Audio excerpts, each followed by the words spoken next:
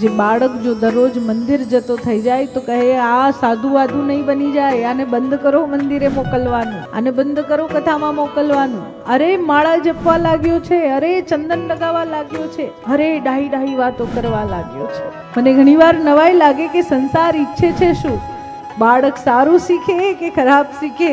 એના બદલે જ જો મિત્રો સાથે જાય તો, એના બદલે જ જો મૂવી જોવા જાય, મજા કરવા જાય, પાર્ટી કરવા જાય તો બાળક છે ને, હવે મોટો થયો ને, અમારે છૂટ આપવી પડે ને, હવે જાય ને, હવે આમ કરે ને, હવે તેમ કરે ને.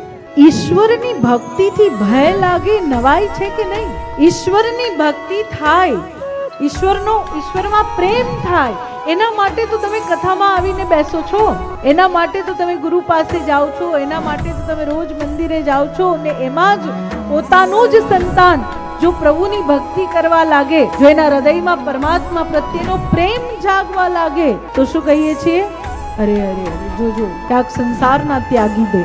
જે કામ તમારે 50 વર્ષ પછી કરાવવું જ છે, જે તમે એવું નક્કી કર્યું છે કે સંસારનો ત્યાગ 50 વર્ષ પછી કરજો, એ કદાચ બાલ સ્વરૂપે કરે. ત્યાગનો અર્થ છોડીને જતું રહેવું નથી હોતો. અને એનું સુંદર ઉદાહરણ એ સ્વયં ભગવાન મહાદેવ છે.